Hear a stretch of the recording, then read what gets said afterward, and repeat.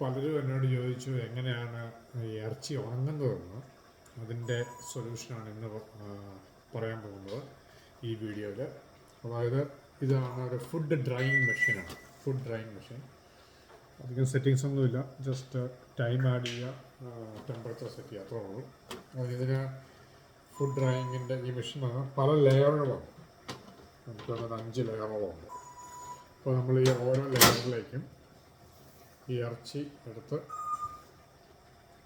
നമ്മൾ മുമ്പ് മുറിച്ച ഇറച്ചി ഇങ്ങനെ കനം കുറച്ചത് ഇങ്ങനെ ലെയർ ഇങ്ങനെ നമ്മൾ ഇതിനകത്ത് അടുക്കുക. ഈ ഒരു ഗ്രില്ല് പോലത്തെ ഒരു മെക്കാനിസമാണത്.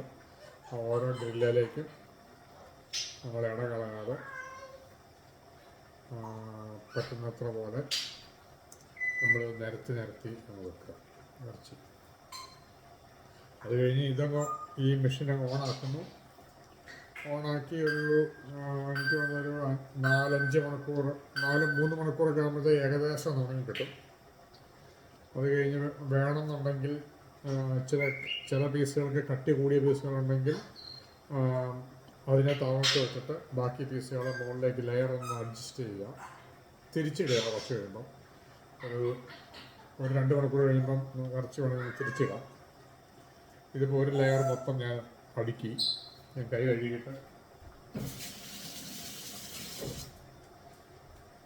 കഴുകിയിട്ട് നിങ്ങളെ കാണിച്ചു തന്നത്. അതായത് ഇങ്ങനെ ആ ഒരു ലെയറിൽ മൊത്തമായിട്ട് അടുക്കി വെക്കുക. അത് കഴിഞ്ഞ് അടുത്ത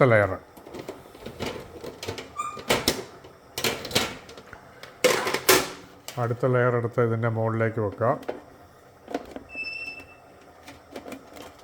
തിരിച്ച് ഇതിൻ്റെ അടുത്ത് മുകളിലോട്ട് വെച്ചു. ഇനി ഇറച്ചി ഇതിൻ്റെ മുകളിലോട്ട് നമ്മൾ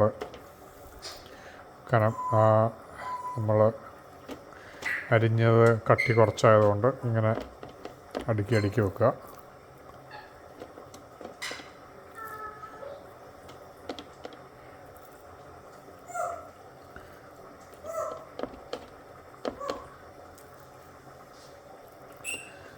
ഇതിങ്ങനെ 5 ലെയറിലും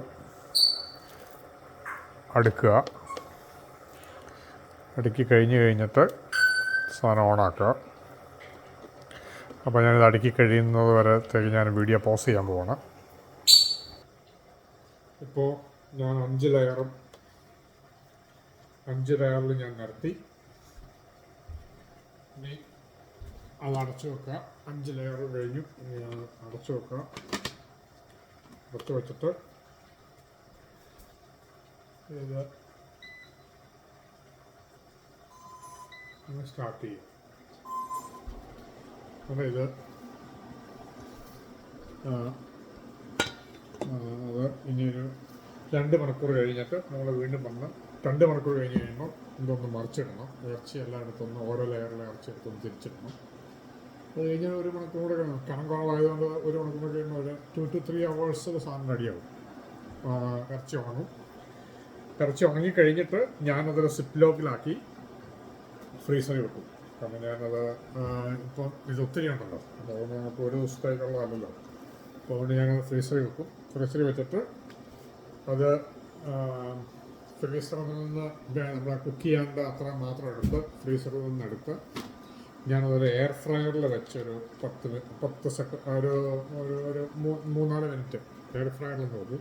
അങ്ങനെ ഒന്ന് ചൂടാവും. അത് ചൂടായി കഴിഞ്ഞിട്ട് ഉള്ള കാര്യങ്ങൾ അടുത്ത വീഡിയോ കാണിക്കും. അപ്പോൾ ഇതാണ് ഇനി ഡ്രൈയിങ് പ്രോസസ്സ്. ഇതാണ് ഉണക്കിറച്ചി ഉണ്ടാക്കുന്ന പ്രോസസ്സ്. ഇതാണ് നമ്മൾ കനം കുറച്ച് അരിഞ്ഞു.